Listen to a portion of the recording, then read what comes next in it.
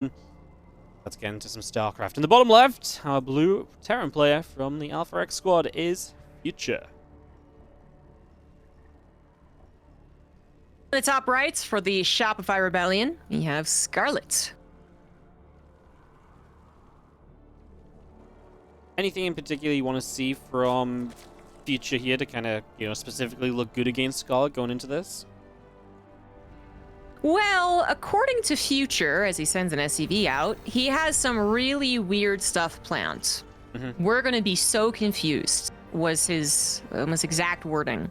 Yes. I don't know if it can get more confusing. We've had some real head scratchers today, some very odd plays. I have seen I a will building say, on the gold before today. Yes. Yes, we did. A Zerg got a hatchery at the gold. This is a unique way of opening up for sure. 3 racks, 2 in proxy, 1 at home. It's Marines? Well, it has to be Marines, right? Because we've got no Yeah. gas. The only thing I can think of is that you're maybe banking on the idea that Scarlett's Overlord arrives so late she doesn't see the timing of when this first barracks finishes. She'll just see that it is finished. And Right. so then you're maybe like, okay, that's the first racks, but then you're going to see that there's no Marine initially. Unless there's some, like, absolute mega mind game. So, yeah, like that's what I mean. Like, the Overlord's going to get there in time to see at least a little bit of information to start a piece together that maybe not everything is quite as it should be. It's just going to be 4x Marine, probably SCV pull. First Marine maybe kills this Overlord, and then we go from there. I mean, maybe you don't see the timing of the Marine. Yeah, Future's bringing the Marine back to make it look like it's looking for the Overlord. Oh my god. Oh, this is actually pretty sick. Scarlett immediately turns around. She doesn't want to give up that Overlord. She's never going to know that's even a front wall. That's not even the deception that's at hand right now. The deception is just she thinks, presumably, it's a 1-rax expand. This could be brilliant. Yeah. But it is also sometimes just not enough, to be frank. A couple of queens, the drone pull, any amount of lings you build. If the hatchery literally buys time, it would actually be doing Scarlett a favor, the third hatch, that is. So, well, no, it's actually even worse. Oh my god, and Future probably did that with his SCV for exactly this reason. Now the third hatch won't even see the incoming Marines. Oh my god. Okay, here we go. It's getting kind of fun. Just, SCV back over the right side, link speed coming up. Obviously, just all the Marines pumping, and here come the SCVs as well. Scarlett has no way to see it until this Overlord, at least, will see it. So she has the very slightest of kind of, heads up about this. No lings currently on the map. 2 just started, and that's it. We got 4 more lava. Don't make the drones. Don't make the drones. Hold. Okay, she now knows, and she's gonna scan the Overlord. She's supply blocked, man. Yeah, that was absolutely worth. The Marines and the SCVs coming in up against just what is 2 queens and 2 lings. The drones absolutely have to be pulled. A little bit of a surround could go down. No, not quite. Just slipping out of that surround. That is still a lot of workers. The lings pop out as well. The SCV hold position might not be enough. As I was saying, this might just not be enough damage output. The Marine numbers are already dwindling. I mean, it's like the most amazing build from Future. Like, it's so well planned out. He scans the second Overlord. It was great. Just wasn't enough. Like, I mean, what more can you say? It just wasn't enough. That's a whole. And that's what I was concerned about. Man. Yeah. Well, there you go. GG's. I'm only... Oh, imagine a little bit later. Imagine she made 6 drones. Yes. Honestly, I genuinely feel like that could have been the deal breaker, right? Man, I'm only disappointed because, like, it seems so well timed out. It was so well hidden and everything, but the thing is, right, if this was good enough to win every single time, just like this, we would see it all of the time, right? Like, people would use it repeatedly and non-stop because it's so hard to scout, it's so hard to spot, it would be somewhat broken unless the Zerg stopped blind countering it. And the fact that it's not used all the time means that even though it was hidden, even though it was sold really well, even though we got both Overlords, it just still wasn't enough. I guess that kind of makes sense. Otherwise, we'd likely just see it a lot more. Yeah, I think that's true. I imagine Future is going to continue playing some tricky forward barracks play, though. And probably even more insane stuff, like forward 2 barracks, Marines into 2 battlecruiser. The tone has been set. And he was already a bit of a weirder player when he wanted to be. So I'm thinking total craziness. But it'd actually be Yes. kind of sad if every game was total craziness, because I actually think Future at his possible best could actually have a decent TVZ. Yeah, no, I mean, in my eyes, like, I feel like Future absolutely can bring a bit of TVs. He has done so in the past regionals against Scarlett too, has put up a good fight and so on, so... Let's see what happens on Grezvan. Let's see if he's really got just crazy builds planned for every single game, or if that was his special and it's kind of been duped out now. In the top left, Blue Terran, Future. In the bottom right is the Red Zerg. She is Scarlett. Do you think Future messed up the fight at all, as well? Like, do you think I was wondering about that too. Yeah. I guess you can't really blame the guy for trying to blitz the main. Usually the power move in an all-in, if you can. But I would say in that particular scenario, you just ended up getting more surrounded, right? Really felt like the maybe. Marines didn't get protected by SCVs at all. Like, That too. Yeah. I think that was kind of a... I just expected that to look a bit different, as we have low ground barracks here. We've seen this one a lot. This is the Bjorn special, the Maru special, Kalazur special. Take your pick. 2 racks. Special. No gas yet, though. Yeah. So I think, I mean, I kind of threw it out there as an absurdity, but it really wouldn't be the most absurd thing to go Marine opener into double gas, insane technology like fast Banshees or, Battlecruiser. It also would make sense, I believe, for this build to go ahead and allow a faster command center. Yeah. But he actually does that on a gas, so it's not going to be that much faster. It's definitely been seen before. The Marines instead of the Reapers at the frontier, so not completely new. We'll see what he wants to do exactly with it. As the first Overlord, of course, might find itself in trouble again. That definitely seems to be part of the plan for Future. Kill this first Overlord and maybe just get Scarlett to be very, very scared. She is going to go hatch, gas, and pool. And, yeah, just going to guess up. Sorry, I think hatch pool gas, right? Because she has that gas not quite at 100. Or she's only mine with 2. Whatever order it was, she's getting set up. Yeah, I think it was hatch gas pool. Yeah, me too. I was like, she doesn't have 100 Yeah. gas, so I was like, maybe pool before gas, just to be a bit safer against a proxy. And then I was like, oh, she's only mine with 2. I was like, okay, cool. Just completely threw me off. Nice. Yeah. Well, Scarlett does get supply blocked with that. It's just too many Marines to get that Overlord on the pillar. Plus the barracks are lifted anyways. And Future will go into a command center. This is not so weird. This definitely could have been weirder. But it is going to be going still into a tricky build, which is looking like the potential 4 racks. That I think a lot of Zergs, even the best Zergs, would have trouble against. But I don't know. I think that last game really clouded my judgment about how effective these surprises are going to be. Yep. No, I mean, just... Yeah, I'm with you. Like, it wasn't exactly this... Like, if Future was up 1-0 right now, I'd be like, okay, I'm excited for anything and everything's dangerous.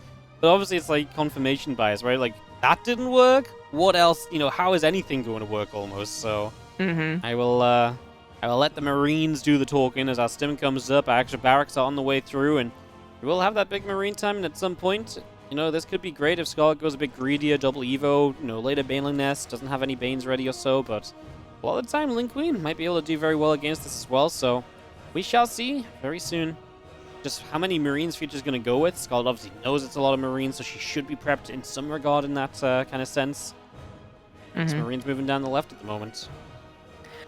Unfortunately, I think the best play for Future would be to do this, not really use it to win, just to make sure that Scarlett can't drone a lot, and then play a macro game. Yeah. But I said that's unfortunate because I don't think Future necessarily is going to win a macro game, right? If this was Bjorn versus Scarlett, I think Scarlett has to be so wary of both possibilities. I die to this attack, whatever attack it might be, or I have to play an extended macro game against Bjorn and TVZ. That's also really quite scary. So I think Scarlett just playing defensive, although losing lings like this is not exactly great, taking this seriously and then not really being worried about over defending is probably going to be her natural way of going about it anyways. But losing those lings does take away some of her early game defense. Future's moving across the map now, and she's maybe a little vulnerable. I like the idea of those Lings wanting to catch that forward group of Marines. But then they got back to the others. I was like, okay, well, she didn't get the catch. And then she fought anyway. It's like, no, that surely isn't going to work. And obviously it did not. Queens go a long way here. Just extra damage output. Quite tanky as well if they can absorb some of the shots initially. As we do have the Lings. Maybe just going to go wrap around the other side. Maybe shut off reinforcements. But you don't want to be too far away from being able to actually come back and then deal with these Marines as well. So you got to kind of walk a fine line here. Scarlett will see the Marines very nearby. And she immediately turns her Lings away. So no reinforcements caught. And as Future scans ahead, he's going to see the Queens. And no Lings just yet. Combat Shield done also helps a lot with these Marine survivability. There was an in-between that I hadn't considered. Kind of just forgot about it for a second. But the 2-base all-in follow-up from this could be perfect. So Scarlett still won't get the ease of knowing that she probably wins a macro game. And will be absolutely punished for over-defending should she be doing so. Because the follow-up attack will be quite immediate. And Future did take some of the previous victories against Scarlett with 2-base all-ins, slightly different openers, but nonetheless. This attack seems good because he didn't see a whole lot of Lings, but they came in on the backside, helped those Banelings get some connections. And kudos to Futures with some last-second sniping, but this is a cleanup in favor of Scarlett. Yeah, this was like, you need to target fire every one of those Banelings, right? Again, a couple of shots just weakens up those Marines, and the Lings have such a better time. I think Future is just caught a little bit unawares, a little bit off guard. And with that, Scarlett is going to put herself into a much more comfortable position. It was always going to be a little scary after losing those few Lings earlier, but yeah, this was the cleanup she needs just to get stabilized, and now she's in a nice little spot. Lair, double Evo chamber. Doesn't want to go too overboard, because single engineering bay, likely very much so, just 2-base all-in commitment here from Future. Yes, you want some of that tech, but make sure you've got the unit count as well. You do not want to end up overwhelmed by this follow-up attack. If he knew that wasn't going to be successful, he wouldn't have done it, right? Yes. Yeah, more units for later. And, way better. Exactly. Not just because you don't want to purposefully take something unsuccessful, but because the follow-up is stronger for you not taking that chance. So he was just really confident. He thought he really found an opening. He really thought he found Scarlett slipping, and it was not true. So it's really bad for the follow-up potential. It still can go topsy-turvy. Scarlett could rush nothing but Lings into bunched up Marines, but she should have a decent amount of units shortly. I will say she hasn't been able to stop this approach of the tanks, and on Gressfon that is a bit sketch. She's just doing a lot all at once. 1-1, Baneling speed, even a Roach Roaring, which all cool ideas, although I'm not too sure about the Roach Run. I don't know if we get Roaches up soon enough to be meaningful here.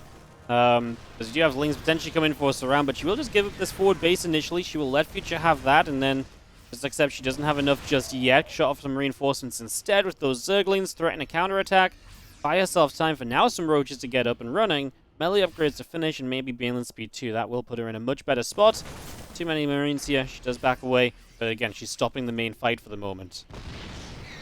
That seems to be the trick. That maybe if she had not droned as much or was able to stall out this push a little bit more, she maybe could have saved that base. But it really isn't worth the risk, actually. With how much farther Future has to go in such a delicate position because he lost so many Marines, it's not going to happen quickly. Future's going to have to siege chop his tanks and clean up creep sped, and so she knew that. She's going to take advantage of that time to fit in all those upgrades, and the sacrifice of a 4th base by its lonesome. You didn't try to defend it, you didn't let the drones die. That's fine. Yeah. No, it really is. As we scan up ahead, we do see our Queens, Banes, Ravages. Setting up on this natural. Obviously, with Ravages, you can knock the tanks down quickly, and the Liberators. So actually, that part of it's very cool.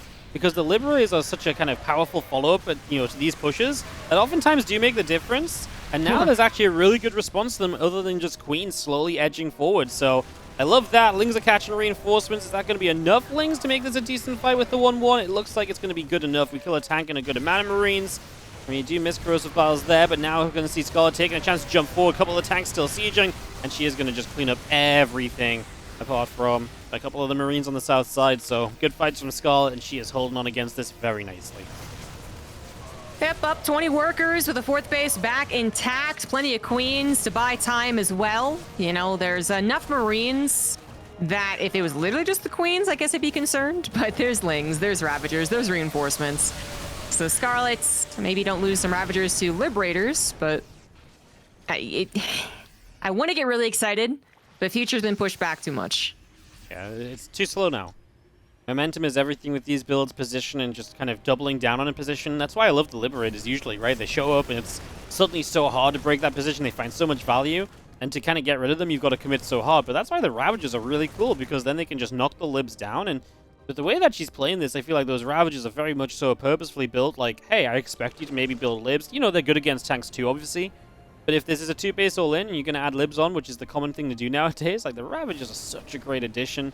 Absolutely love it as Scarlett is counter-attacking and also setting up for the fight on this right side as well. Take your pick which one you want to watch because there's going to be action everywhere. Scarlett is going to clean up on the right side quickly and she's going to go running in with the Lings on here. The third base that's just setting up is not going to last long at all. No, it is not. Luckily, there's enough Marines there to stop those Lings from getting this around, but they might not be able to stop the entire army from breaking through into the natural. Future is down 60 supplies, in a lot of trouble, and only one tank to help out. That's a good shot. That is a good shot. Another shot, another shot. Not even really. So that's gonna be it. That is going to be it. Banes are rolling in. SCVs are on the run. There's even more Banes showing up if they can get through the Ravager. As, yeah, that's quite the connection on the south side. And that's going to be GG. Scarlett is looking unkillable in the early game. And unfortunately for Future, that seemed to be a lot of his plan when he said he was going to blow our minds. Yeah. It really, I think the tone is honestly set in that first game, unfortunately. Like, I believe in Future's potential to play a macro game. I believe in his potential to play a tricky but macro game. But as far as actual dedicated attacks and all-ins, I would have believed at the start of the series. After the first game, total non-believer. Just like, I know they sometimes work, man. I know it's like, you know, almost down to 50-50 sometimes, but the tone has already been set. Your best chance is to get her to mess up playing a good macro game, I think, and not dedicating to something. Which, I just to be clear, if he disagrees, that's totally fair too. Yeah. It just, as I said, the tone has been set. Aggression's not working out. It really isn't. It's just not it at all so far. Yeah, it's just not working out at all. Even when it was very well hidden, it didn't work. Even when there was a bit of a bad trade with Lings, it hasn't worked.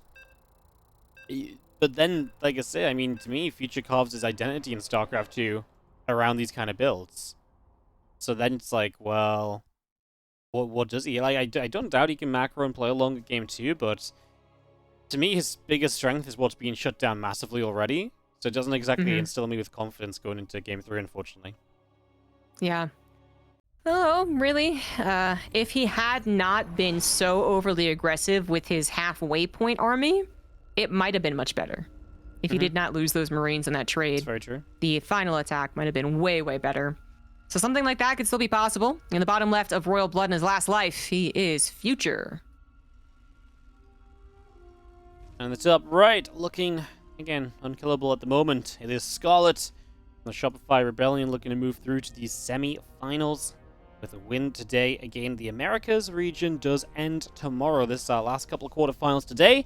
Then semi-finals and finals will be tomorrow, following Asia and Europe. So we've got a banger of a day tomorrow, ZG. It's going to be a lot of fun. Asia, then Europe, and then boom, we wrap up America. Pretty jealous of the weekend casters. Who are you casting with? Rotterdam and the Muslim. Or Demu. Clearly the best casters. The playoffs. I just want to know what they actually did to finally convince Roddy and Demu to cast the final day or final match of anything. It might have actually been like 5 years since they did a final day. So, yeah. Roddy used to do a lot of the final days, but, you know, we like to poke fun at him because he doesn't anymore. We do. In fact, it was only, I think, 2 years ago that he was still doing so many of the regional finals. So literally every single time. It changed when we started going back to offline. Yeah. Alright, Reaper, Orbital. Let's get ourselves set up here.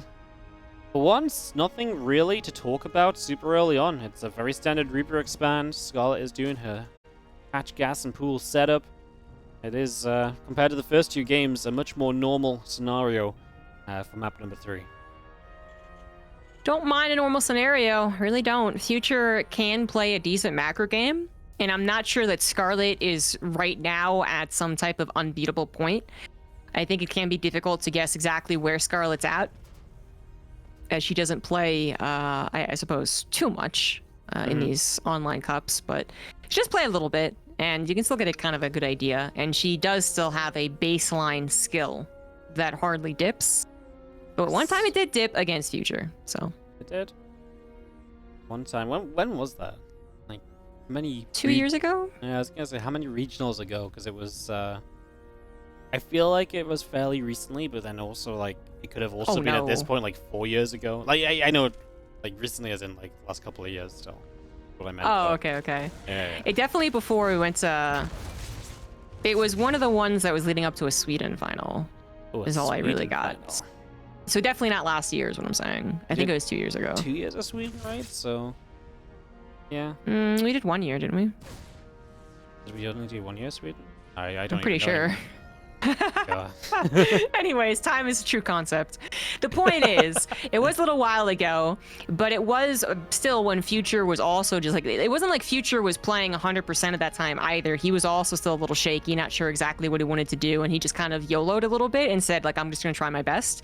And his aggression ended up working out against the Scarlett, who was, again, in Korea. So the timing's a little bit difficult for her, and the ping is a little bit difficult. And as far as I understand, that's the same situation, right? She is in Korea. Okay, so yeah, there you go. She is? I believe so. Pretty sure. She is. She played in my Korean tournament. Okay, cool. Yeah. Okay, there you go. So that is the same exact scenario. It's just that Future is actually maybe playing even more weird. Oh, he's actually playing mech, by the way.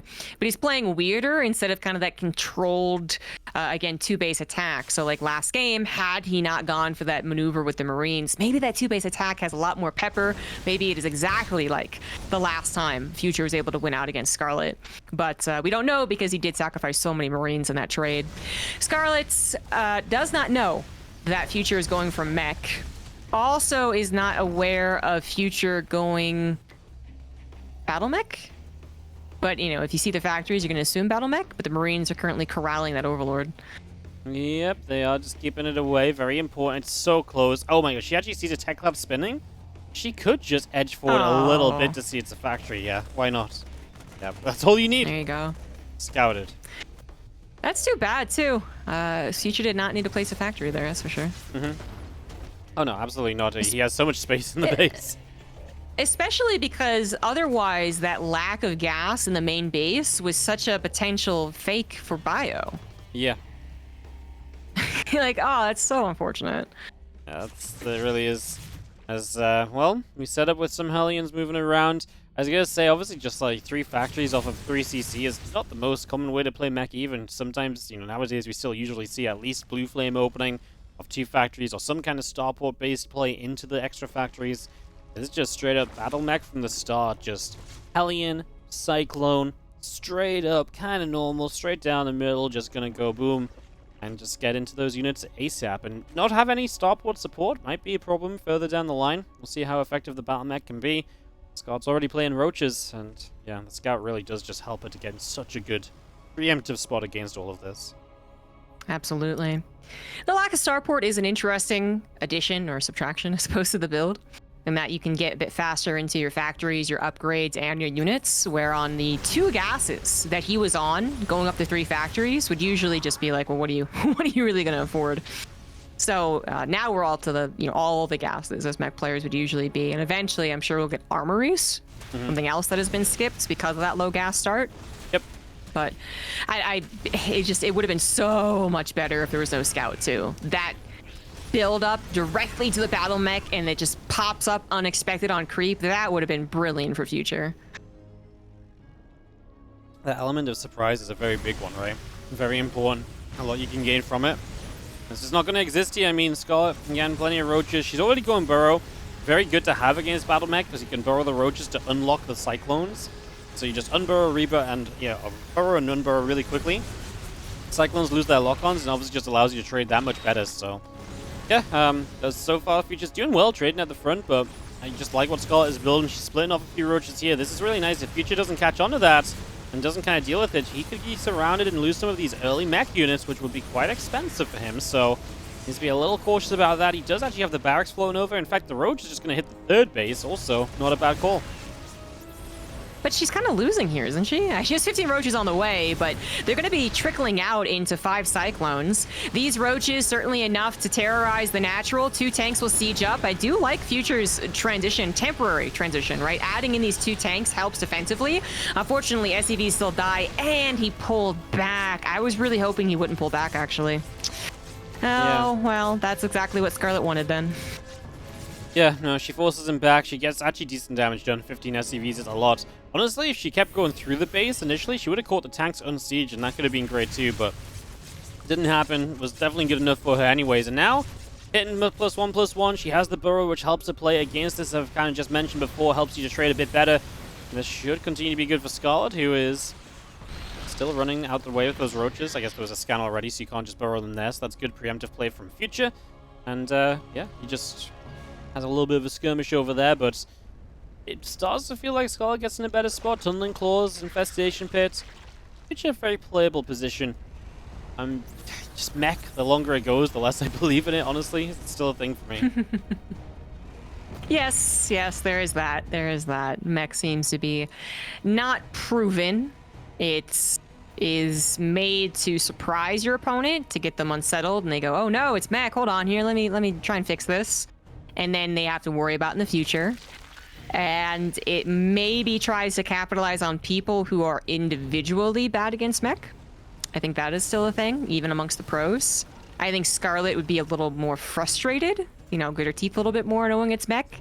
Especially if it ends up being turtle mech. Battle mech, maybe she kind of just, you know, she's fine with that. A lot of people do it nowadays. But if it's turtle mech, that might frustrate her a little bit. But as far as trying to get into Scarlett's head or something like that, it's a little bit late, isn't it? She's already up 2-0. So even to get into her head once, it's like, oh, you gotta do it 2 more times. She is maxed, and obviously that means you can start trading. It doesn't necessarily mean that, you know, you're going to trade well. This is a planetary fortress, this is a siege tank here. I don't think there's actually much you can do trying to move into that position, so she will just back it up right now instead, and yeah, can't break through just yet. She has more tech on the way, though. Baneling Nest, Hive, all coming up, so these are important additions that will help with the later this game goes. And even love just the Passaging Glands get some infestors. Fungals are the bane of of the Cyclones here, because then the Cyclones can't kite back, and they can't find the efficiency they're usually looking to gain.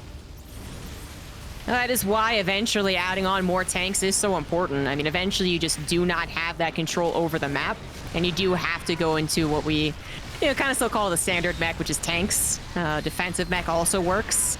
1 tank gets destroyed, not the second one. The SCV is being pulled and immediately saturating again. That was actually pretty nicely handled for Future. Scarlett, rich enough to afford any type of mistake along those lines. Units offensively used. Gonna give her a lot of time to rebuild. And she's rebuilding, plus getting all of her technology and 17 more drones. Almost 100 drones, the goal here for Scarlett. She hits 97. That's some good numbers. I was just thinking, though, she really could have burrowed those roaches up onto the tanks there in the bottom left. And if she'd done that, I would have loved it so much more, because then she would have killed those tanks so much faster. She would have still had the SCVs behind. There wasn't the turret there initially, so the detection wasn't there, I don't believe. So yeah, maybe an opportunity there missed, but either way, she's still staying kind of max. The main thing is that she's teching up as well, though. Like, having the extra tech is really important later in this game. You don't want to just trade with Ling Roach Ravager forever, and she is getting the, like I say, the investments to make this a bit better. There's now a lot of Ravagers over here, just going to bar some depots and just kind of keep Future pinned back and honest about being kind of at home a lot of the time now. Decent amount of lock-ons. With Future able to max out once he's supply blocked, just in the round. Oh boy, never mind. It's not going to be maxed out. Fungal hits. Followed by the Biles as well. It's a nasty little combination. But I still think if he... Okay, so my point was going to be, if Future can max out while moving across the map and hit before Hive, like Vipers, are ready to go, Future's army is still scary. Right? You do still give respect to a well-positioned mech army when you don't have the spellcasters to break it.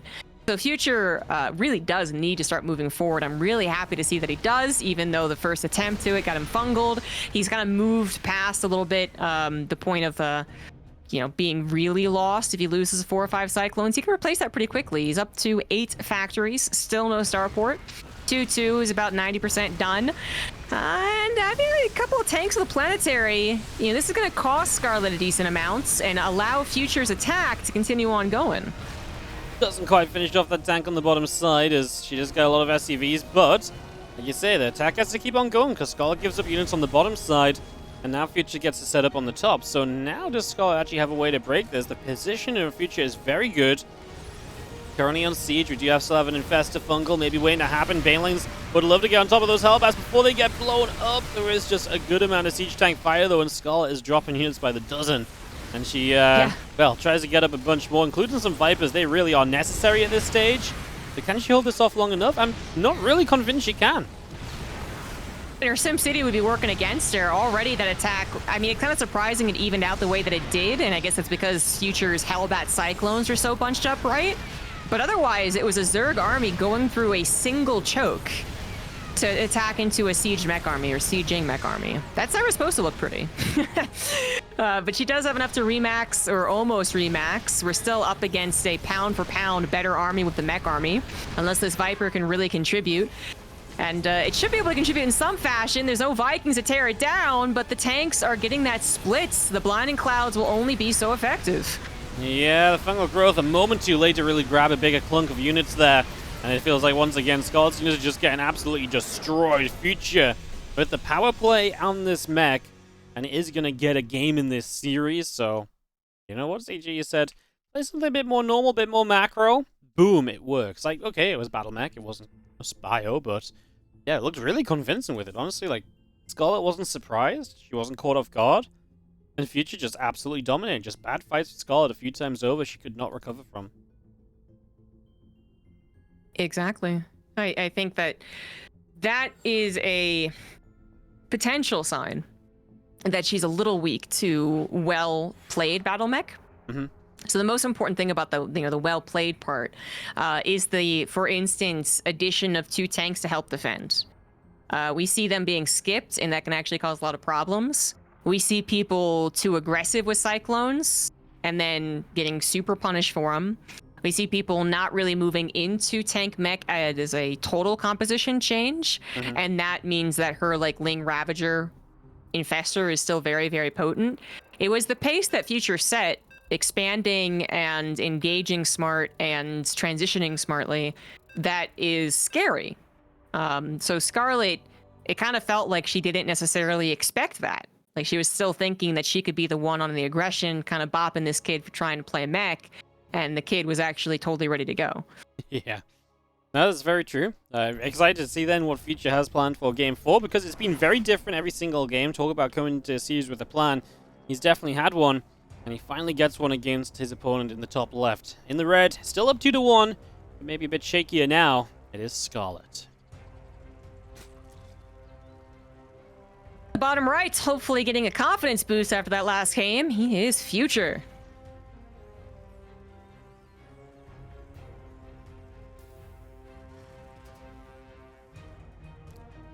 What do you think Future has left? Like, it's been so fun and different so far. Do we have something really crazy still, or are we just kind of, you know, making it up as we go along from here? I think stop doing crazy. It's cursed. It's like plan A failed, so you went to plan B. You had to go back to plan A, so you call it plan C because plan A has a stink on it. It's Dungeons and Dragons joke. Anyways. I get it. So don't go aggressive. But actually, it's Scarlett going aggressive, funnily enough. But do stuff that's still somewhat tricky. So this kind of what was supposed to be surprise mech, that was kind of cool.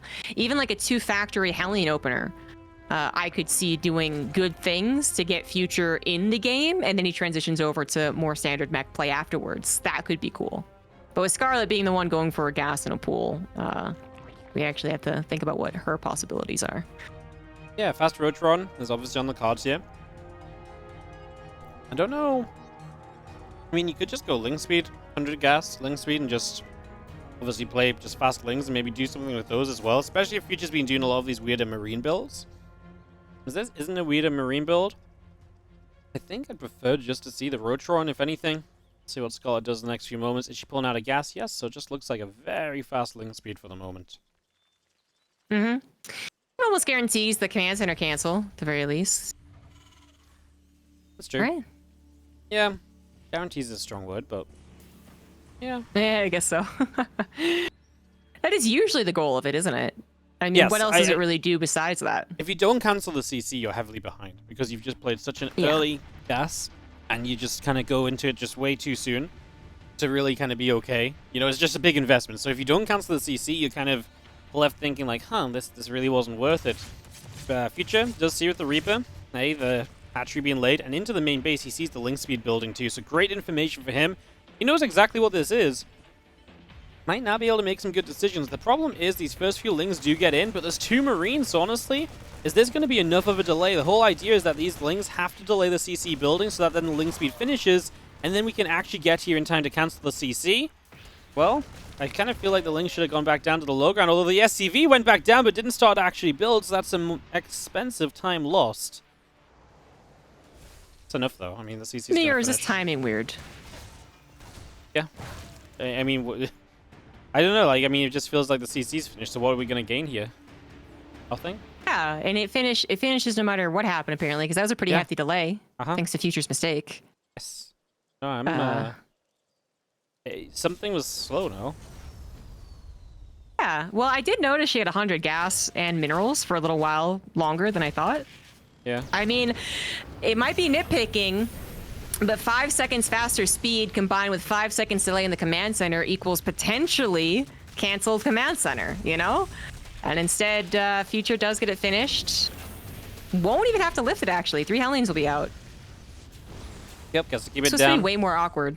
Yeah, this just achieved nothing from Scarlett. Like, don't get me wrong, she chased an SCV over it, she did delay the CC slightly, but that was with the slowlings.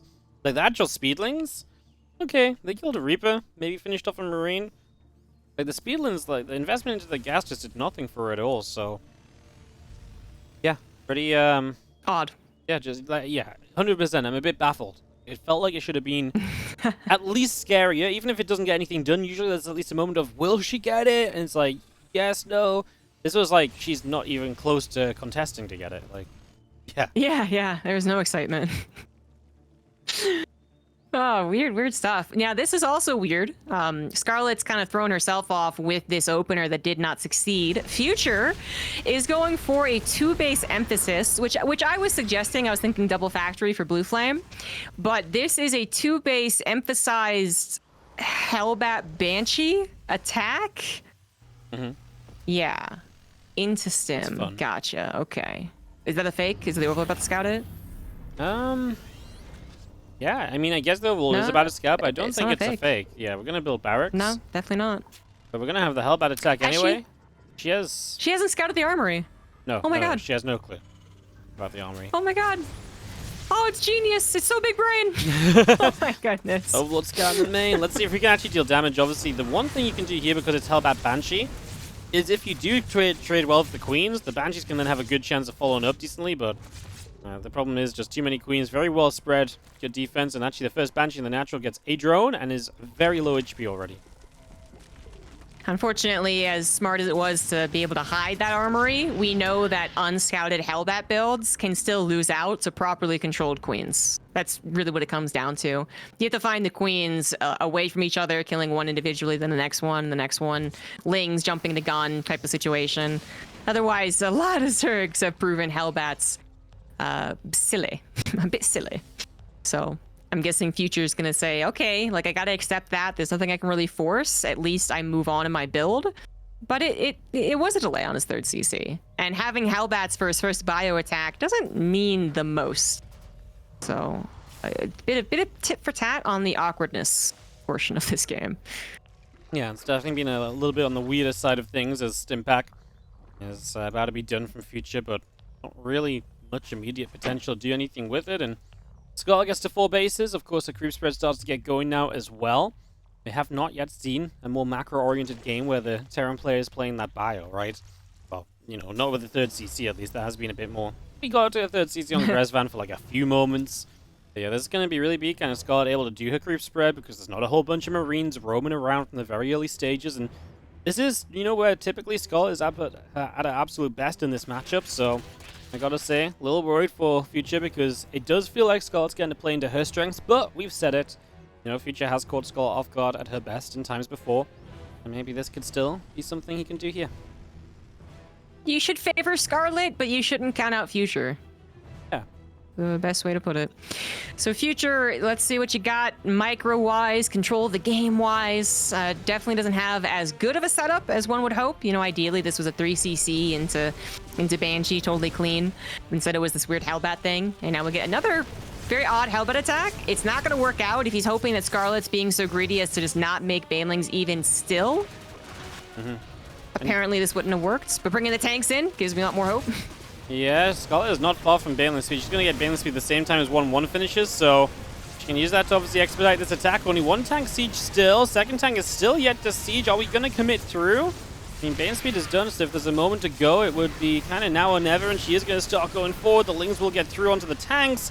The Marines doing well in the back off creep, of course. They can trade that much better. Yeah, Scarlett, I think, has enough to survive, though. It's kind of worrisome. It really is, actually. Future's overall game plan to hit this particular location over and over and over again so that she can't get forward scouting next to it and she can't get forward creep spread does bode well if Future continues to control the game. Now, Scarlett's looking to make sure that doesn't continue to happen. Big run by coming in, catching the supply depot down. Yes, indeed. Future paid attention, but not fast enough for the supply depot. And there you have it. This one run by ruins all of the momentum that Future might have been building on that fourth base. Yeah, this felt like this could have been so much deadlier, though, by the way. I mean, I feel like it just feels like 6 SCVs for how good this was is absolutely nothing. We get 7 in the end. Didn't kill the siege tank. That survived, too. That's actually, like I said, just way worse than I thought it was going to be, but I guess that is just sometimes how it goes. Couple of mules dropping down. We're just going to have ourselves mining on this third base again. Getting up and running for Future, but now Scarlett's supply is absolutely booming ahead. The most important thing was that she bought time. Yeah. That's why I'm so confident in Scarlett's position. Yeah, I didn't really do the most for all the Lings that were given to it, but it was supposed to buy time. Let her breathe on the fourth base. Let her get position on the fourth base, as well as, of course, saturate her fifth, which is now up and running. Creep spread, you know, that's goes without saying. And Future's the one that really needs to change course. He needs to play defensive. Trying to be offensive again after that huge momentum breaker is going to be a catastrophe. No, absolutely. He's going to come straight up here, and Scarlett, with these rocks down, also has the choice to kind of come in for a bit of a surround on this, so this position is nowhere near as good as it once was. Baneling run by going to hit the mineral line over here at the same time as well, so that is also happening, and yeah, Scarlett is just going to go. I mean, Future just spawns well in the bottom right, but this army up here feels like it's completely outmatched. The tanks are going to go down in an instant, and the biggest thing you can do now is maybe jump into the main with the drops, but there's a couple spores there. I think Scarlett has plenty of time to rotate around, especially as Future goes probably the longest way possible into the main. Yeah. At least we'll be able to save the units. There's no Vipers or Corruptors to take care of these. Actually still unloads into the Lings, but I don't know. But yeah, you do save the units. However, Future needs a lot more time to buy.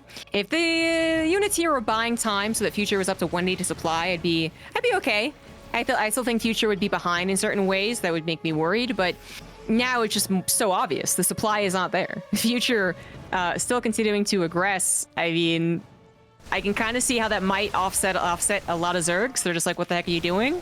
It's really not messing Scarlett up. Certainly not enough.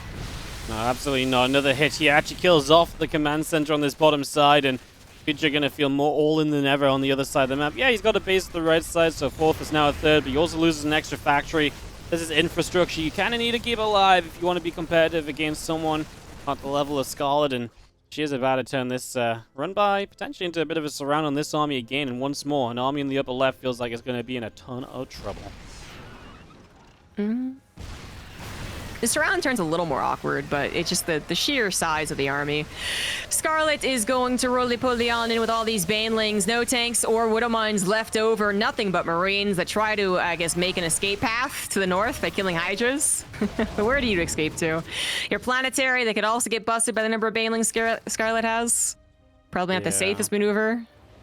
Oh, this is, doesn't really feel like we've got anywhere to go. Yeah, that could have been a bit more like a laser clem earlier as well, right? Same place, same base. But yeah, I mean, Scarlett just more Banelings, more Hydras, still maxed out. Future hanging around 140, 150 supply, but he just doesn't have quite enough. He's getting set back up onto 4 bases, but it's actually his main base relocated as one of these, so it's not exactly ideal. At the very least, Scarlett's about to take down this base to the right side, I feel like, and, well, she might just do more than that as the Marines run down. There's a lot of Banes left to potentially fight. They're not going to get towards the Marines, though. There's a lot of them. Taking down the base is a good enough step for the moment. In fact, if Scarlett had gotten too overeager and moved in right there, she probably even could have thrown. Yeah, that's true. You know, off creep, and the tanks and the Marines clearly balled up. So it's very good that she backs away. No reason to play around at this point. Just make sure you don't expend all your banelings.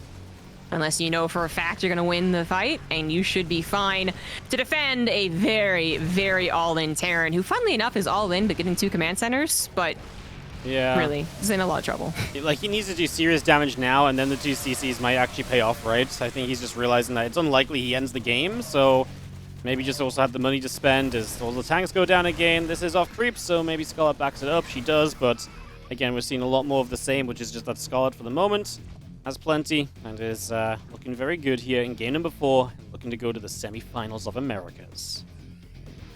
Perfecting her army with a couple of Vipers and a few upgrades. Future not doing any drops to try and buy time, and I'm not necessarily blaming him. It's a tough game. It's just like that would be the one thing, is you drop, and Scarlett just gets frustrated, moves into you. You've actually built up the 180 supply, 6 tanks again. That's how you come back. Staying still when your supply is down in the gutter. It's going to be easy for Scarlett to figure out how to close up this game. Yeah, no, absolutely. I mean, she just gets to command and decide every single fight, right? No Planter on the right side means you can lift it up, but that doesn't save the SCVs from the Banelings. They're going to get a pretty hefty connection here. A lot of those going down very quickly. Scarlett can't find a way into the left. There's too many Marines there. Future is doing what he can to, again, live when Scarlett fights, but he's not doing what he needs to. Like you say, like dropping or anything else would have been so much more beneficial for him by now. Yeah. Yes, indeed, it would. And it could just be the concept of, well, I need everything at home. Fair enough, I suppose. Or just the concept of, there's only so many things you can think about doing in the midst of a StarCraft 2 game. It is a difficult game to play. Scarlett is playing the easier game at this point. No, not because she's Zerg, but because she's in that prime Zerg position. She is where Zergs love to be. This army kind of gets cut off, which is, sure, it's decent, but the Banelings do get the connections. Future's losing out on the other side, and Scarlett takes it down.